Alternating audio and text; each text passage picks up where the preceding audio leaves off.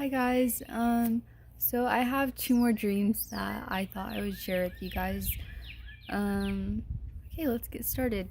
So the first dream I had, um, I was inside of like a huge two-story house. It was really nice, and I thought I'd just go around and explore.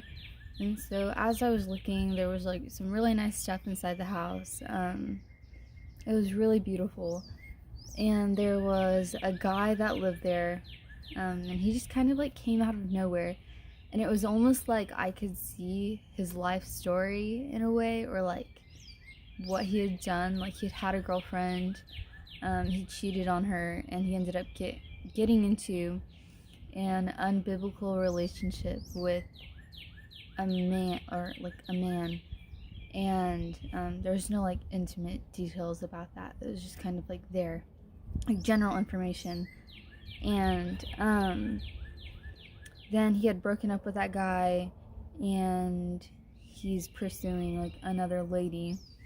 And I was just kind of like, I don't know, I think he could tell that like I was like, whoa, like what, like that just kind of came out of nowhere.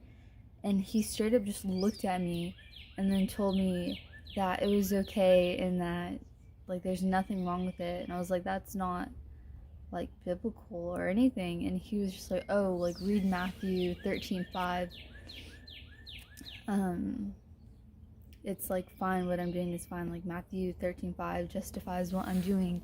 And I was like, I don't think it does. Like nothing in the Bible justifies that type of thing. Like it's a sin.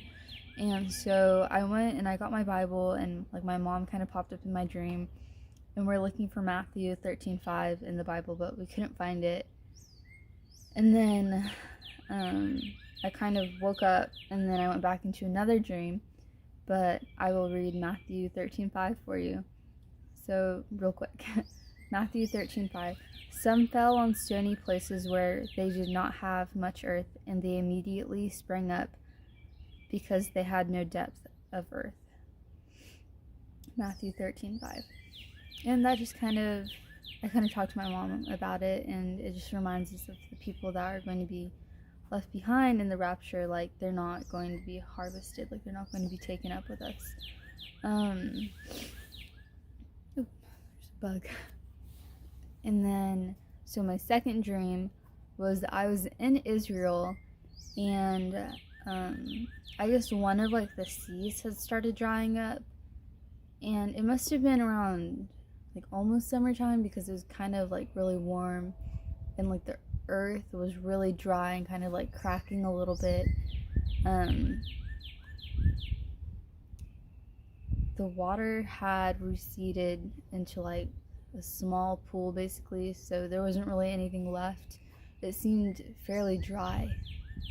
But anyways, so I was walking through, and there's like a few plants here and there like where the water had been, and they were just like alive, like doing well. The ground was just kind of dry and crackly.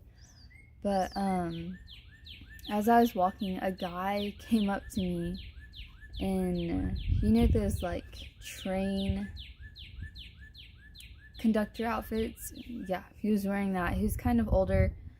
He seemed kind of familiar. Maybe he's from like I don't know, maybe I've seen him before. But he just came up to me. He's like, oh, like you good, like where are you heading? I'm just like, oh, I'm walking around, you know. There was other people out there walking around too, and he was like, okay, like you might want to get out of here. And I was like, why, what's wrong? And he was like, oh, there's gonna be like a huge earthquake, like it's gonna be splitting in two, and I wouldn't want to be here if I were you. And he said, so it's probably best to leave.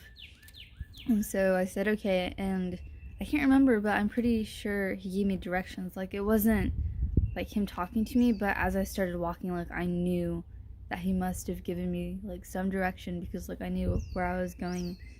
And it was just kind of one of those dream feelings. And we were walking, or I was walking, not we. I was walking, and I keep saying we.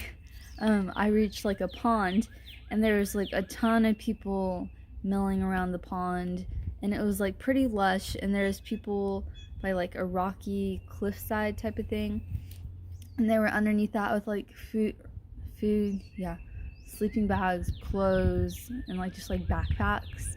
And there was a girl that was next to me, like texting her friend, like, oh, where are you, like, are you hurt? And she was like, no, like, I'm just trying to get away from here. And she's like, oh, okay.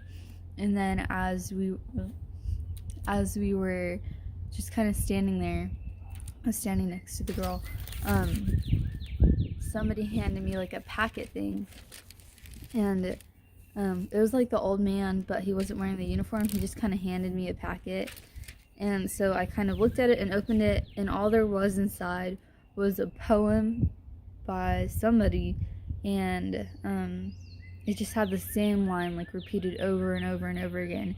It was like, and then there was a great earthquake. It was just like over and over again. And then the ground just started like shaking. Like there's no screaming or anything. It was just like it started shaking. And then I woke up. But I just thought it was kind of interesting. And I talked to my mom about it. It just kind of reminded me of the rapture, or what might happen like after the rapture. Like, yes, like there will be a great earthquake, and I kind of thought it was interesting how Matthew 13:5 like refers to the unsaved, and I think we just need to be praying for our family members, our loved ones, our friends, and just pray that the Lord finds them and that they're His chosen. And that's all. That's my dream, or my dreams. And so, bye. Have a blessed day.